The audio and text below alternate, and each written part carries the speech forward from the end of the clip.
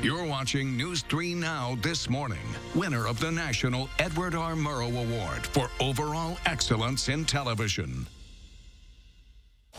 6:25, time for the morning sprint. We start with breaking news from overnight in WAUKESHA.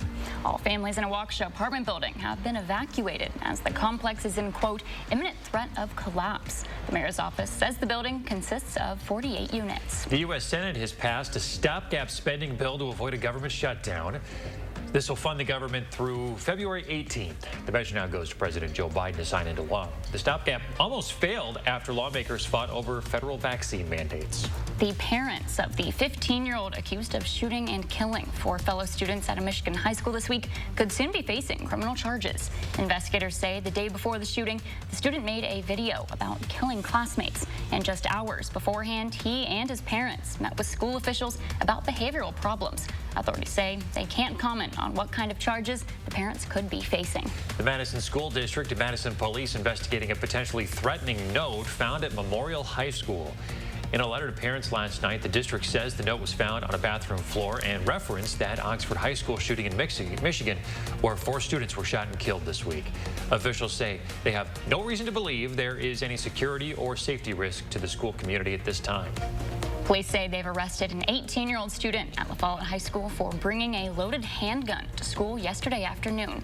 Police say the student, who has a prior criminal record, was arrested and could face multiple charges, including being a felon in possession of a gun. Your favorite craft beer might be harder to find and more expensive. That's because the demand for such drinks is outpacing the supply of cans. A supply chain expert at the University of Northern Iowa offering up some hope, though. He says pandemic to-go orders cut into the supply chain of cans, so the problem should ease up when more people venture out.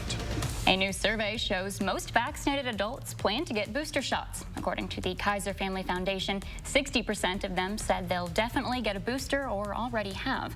Overall, 69% of adults older than 50 said they plan to get the shot or already have. Meanwhile, people who identify as Republican and young Black and Hispanic people reported they are less likely to get a booster shot. The Center for Black Excellence in Culture is launching a $36 million campaign. It's to fund a new facility in Madison.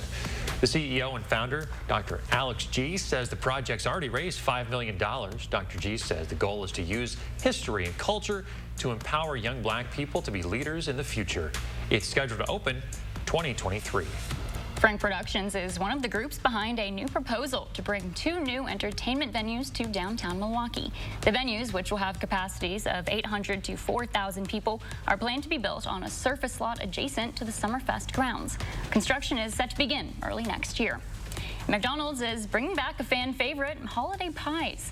The pie, which has been released each winter for the past 10 years, will be available until early January, but won't be sold nationwide. The pie is just one of McDonald's holiday promotions. Fast food chain also partnering with singer Mariah Carey to offer a different free menu item each day, dubbed the Mariah Menu. All right, we're getting rid of that rain and snow as we speak. It is moving out of southern Wisconsin. Eventually, we'll start to see that sunshine filter right back in for your Friday. What a way to end the week. But until we do that, it is cloudy, 34 right now. A wind chill down at 30 as you head out the door. We will gradually get rid of that cloud cover, but it's going to take time to do so. 42 by lunch. We will top out at 44 between 2 and 3 o'clock. From there, attention begins to turn to the weekend. We'll see a wintry mix with snow to our north, accumulating snow possible on Tuesday, and I'm watching next weekend. All right, thanks for joining us this morning. Have a great weekend, everyone.